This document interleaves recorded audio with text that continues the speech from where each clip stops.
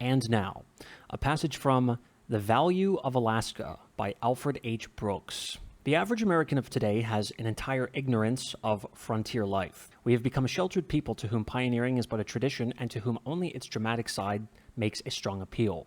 We no longer think of it as an incident to future homemaking. We forget that only half a century ago, the great copper and iron fields of Michigan were in the wilderness of the Northwest, where the Indians still formed a not insignificant part of the population. The prospector still traveled by bark canoe and made portages between watercourses, and remote settlements received winter mail by dog teams. The pioneers who first opened up the great granary of the Northwest had a vision lacking to their grandchildren, who nevertheless have greatly profited by that vision. Therefore, in appraising the value of Alaska, it will be well for us to view the land in terms not of our own experience, but of that of our ancestors who landed at Plymouth or took part in the great transcontinental trek. When Alaska came to the United States nearly 60 years ago, it was widely advertised as an Arctic waste, valuable only for its furs, a view that found apparent support in the history of the fur company which had monopolized the colony during the period of Russian control. In every industrial enterprise except fur hunting, the company had lost out. Gold and coal mining had failed. No export market had been found for fish. Farming had produced only a few potatoes. Cattle raising had languished. Even the shipping of ice to California was not a commercial success. During the 80 years of Russian occupation, the land had yielded furs to the value of $45 million, but nothing else. The 500 unhappy colonists had even to be supplied with food brought from central Siberia. After the stir created by the transfer had subsided, Alaska was forgotten again by all save the fur trader. Not for 20 years or more was public interest in the territory again aroused. This time it was over the scenic attractions, towering snow-clad ranges, magnificent glaciers, and superb fjords. Then the only public carriers were a few primitive packets operated to Juneau and Sitka. Now, some 10,000 tourists make the trip each year in a dozen safe and comfortable steamers. By the new government railroad, the very heart of Alaska can be reached both comfortably and expeditiously. The pioneer tourists who braved the discomforts of early travel brought back enthusiastic accounts of the country. Alaska became the happy hunting ground for the writer seeking copy during a summer vacation. A note on the wonderful scenery, an interview with a pioneer who had lived near the steamer wharf for fully 5 years, a few commercial statistics, and the task was done. It was always possible to intrigue the reader by the novel statement that Alaska is not covered by snow and ice. The mad Klondike stampede of a quarter of a century ago, when over 50,000 gold seekers traversed the margins of Alaska, led to another phase, the heroic epoch of Alaskan literature. A majority of the adventurers failed in their quest. Narratives emphasized terrible hardships, superhuman efforts, and valorous actions. We cannot spare the true tales of endeavor and heroism which have marked the conquest of our last frontier, but they should be accepted as pictures of exceptional conditions and not of the everyday life of the average Alaskan. In more recent years, another type of writers on Alaska found favor with the public. These, a byproduct of the bitter conservation controversy, depicted the territory as a place of untold riches easily harvested that were being seized by predatory individuals and corporations. This type of sensational writing, born of ignorance and prejudice, was fortunately ephemeral, but it has had great influence in molding public opinion on Alaskan affairs. Before the war, the optimist held the stage, and innumerable official and private publications eloquently presented Alaska's tremendous resources and emphasized its vast areas open to settlement and homemaking. Now, the pessimist points out that little coal has been mined, that the oil resources are undeveloped, that the gold output is decreasing, that the salmon fisheries are depleted, that no pulp is manufactured, and that the population is declining. The post-war stagnation of Alaskan industries cannot be denied, and the unthinking interpret this as evidence of the final collapse of the Alaska boom. To the average layman, the total expenditure on Alaska of about $125 million, including purchase price, appears a colossal sum for a territory including only about 50,000 people. This amount covers a period of 56 years, and of this total, $70 million represents the cost of permanent improvements such as railroads, wagon roads, surveys, telegraph lines, and cables, lighthouses, and other permanent structures. Moreover, Alaskan industries have paid in cash into the U.S. Treasury more than $20 million, not including taxes. Of taxes, the territory has borne its full share. If these permanent improvements and the original purchase price of $7,200,000 are charged to capital accounts, as they should be, and receipts are also credited, the actual federal outlay for current expenses is $28 million, or about 2.5% of the value of the total Alaskan exports in minerals, fish, and furs. It is the general practice to measure the value of a country by statistics of growth, of population, and commerce, because these are readily understood, but they are inapplicable to a new land, the future of which can only be visualized by an analysis of the facts revealing its inherent wealth. During the time that the public has derived most of its knowledge of Alaska from the dilettante, federal exploration has gone on apace, and there has been gathered an enormous body of facts relating to her climate, minerals, fish, arable lands, forests, and other resources. It is the purpose of this paper to give a brief survey of our present knowledge of Alaskan resources, geographical provinces. We shall first glance at the physical circumstances of the territory. Thrust far to the northwest from America, Alaska lies close to Asia. Thus, it is natural that the country was discovered and first settled by white men via Siberia. It was indeed the only part of the Western Hemisphere ever under Slavic control, and this for less than a century. Russia relinquished her American colony because of the administrative and defensive difficulties imposed by its isolation. The same factor has continued to make itself felt. From Puget Sound, it is a journey of 500 miles to the nearest Alaskan settlement, while the most distant one is 3,000 miles away. Isolation, coupled with the fact that after the Civil War, our nation became engrossed in the settlement of the Trans-Mississippi region, explains in part the neglect of our northern possession. For nearly 20 years, there was no civil government in Alaska. Indeed, there was no government at all, except under the guns of the few army posts. It was not until we had acquired other overseas possessions and some experience in colonial problems that there can be said to have been any governmental policy for Alaska. Nearly half a century passed before Alaska was allowed any form of local government, its affairs being administered from Washington 5,000 miles away. Besides isolation, great size is a factor to be taken into consideration. The dimensions of the territory are of continental magnitude. This spatial fact must be clearly comprehended by him who would understand the country. A traveler to the Gulf Coast of Texas is not generally regarded as an authority on Montana, nor is the opinion of a visitor to the Atlantic seaboard sought on the needs of the West Coast states. The wide range of climatic conditions in Alaska is due partly to a latitudinal extent equal to that between Mexico and Canada, and partly to the temperatures of the oceans that wash Alaskan shores. The Pacific, warm and without ice, even in winter. Bering Sea, cold and in part frozen in winter, and the Arctic, very cold and locked in ice for most of the year. But the greatest climatic influence is the distribution and altitude of the high ranges. As a result of these factors, Alaska's mean annual temperature varies from 10 degrees in the north to 40 degrees in the south, a range greater than that found within the United States proper. Alaska may be roughly divided into 3 geographic provinces, markedly different in character. The Pacific region is essentially one of high relief, diversified, however, by great valleys. Its precipitation is heavy, ranging from 60 to 180 inches annually, but heavy snowfall is mostly confined to the high mountains. Winters are mild, summers cool.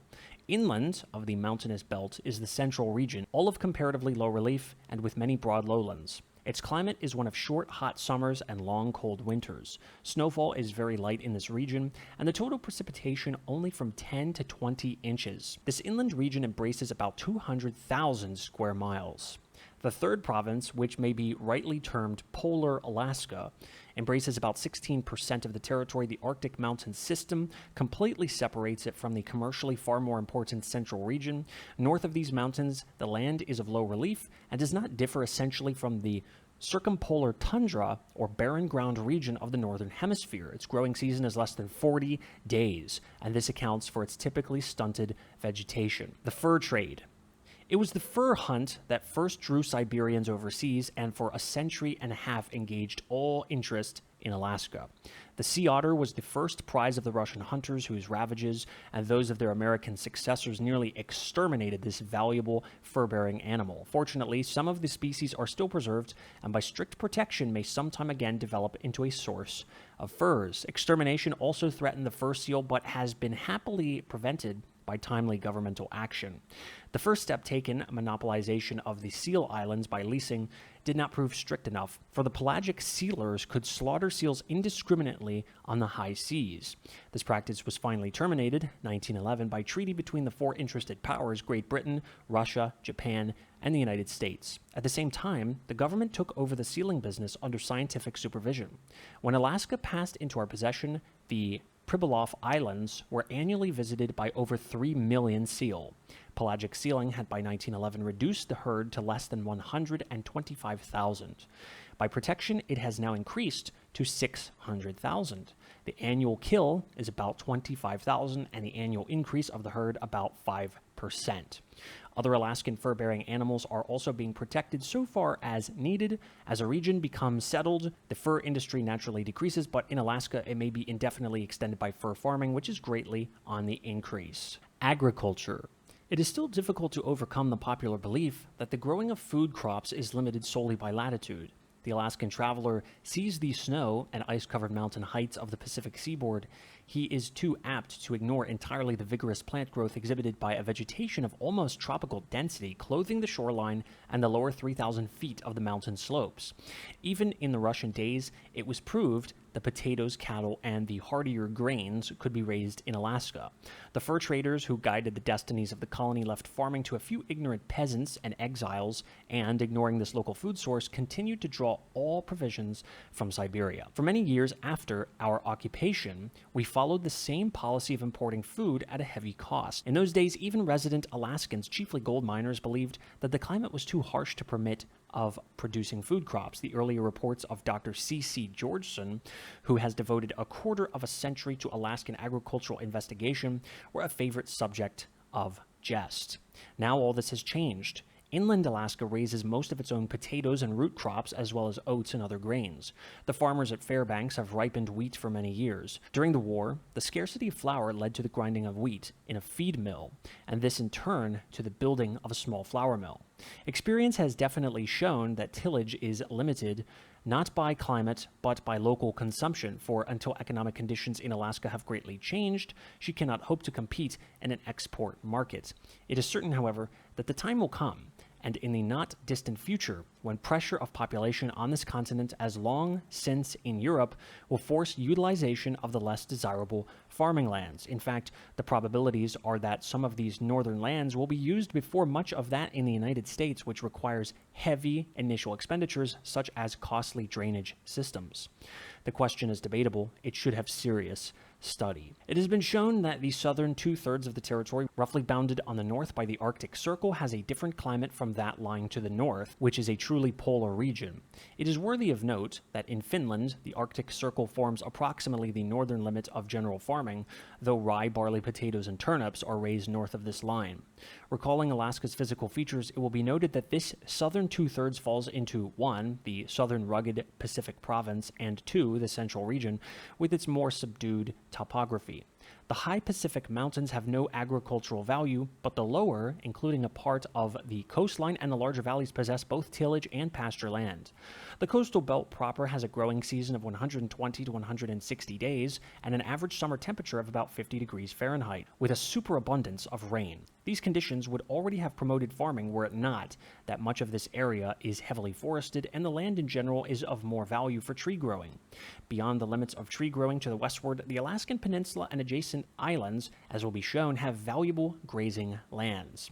The most desirable agricultural lands of Alaska are in the central region, now made accessible by the government railroad. Here is an area of 200,000 square miles where the average summer temperature is 50 to 55 degrees Fahrenheit.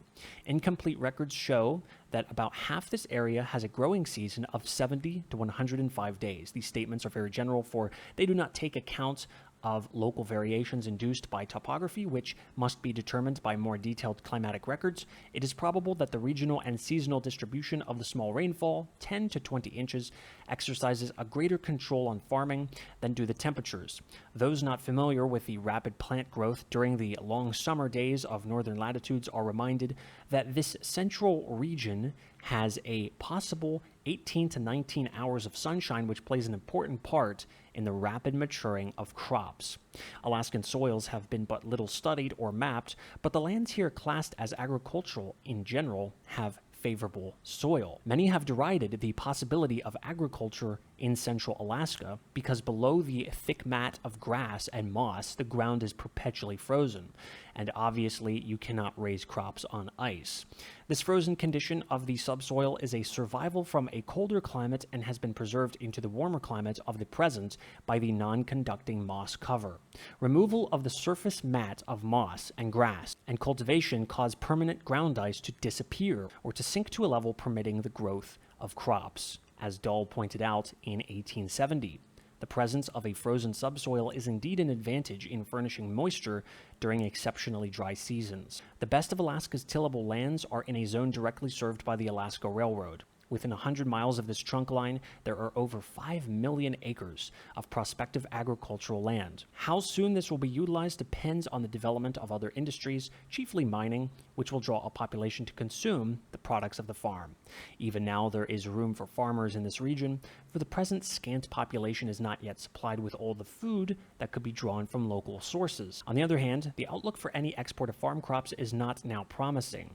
It has been suggested that the canning of vegetables and small fruits might prove a profitable industry, but this has not been proved by expert investigation. Sugar beets can be raised, but it is doubtful whether a sugar industry can ever be developed in competition with that of more southern latitudes. Every Alaskan explorer has exclaimed at the luxuriant growth of grass throughout much of the territory. Good meadows exist even north of the Arctic Circle, but the best pasture lands are on the Pacific seaboard. In the inland region, the grazing season is usually only about 100 days in length, though some winter pasturage has been found in the driest portion of the Yukon Basin. Under present demand, cattle raising in the central regions, where over 8 months of stall feeding is generally necessary, will be only incidental to mixed farming. In southwestern Alaska, cattle and sheep may be raised for the export market. It is hardly yet realized that there are about 8,000 square miles of luxuriant grassland on the Alaska Peninsula, Kodiak, and the adjacent islands, within 50 miles of tidewater, which is open to navigation throughout the year. Yet this is a land where the Russians raised cattle 100 years ago. In favored localities, there are perennial pastures, and feed for cattle and sheep is probably to be found in all of it for 6 to 8 months of the year. The best method of utilization is not definitely determined, and the problem of winter feeding is not yet solved. The excessive summer rains are unfavorable for the curing of hay. Forage and root plants can be raised, and winter feed will probably be secured in the form of ensilage. The occasional bad winter will also require building of shelter, a heavy expense in a timberless region. One advantage of the southwestern pastures is that the mosquito pest is far less noxious than in the central region. One has only to recall our depleted stock ranges in the western states and consequent increase in the price of meat and leather to realize that this part of Alaska is an immediate national asset.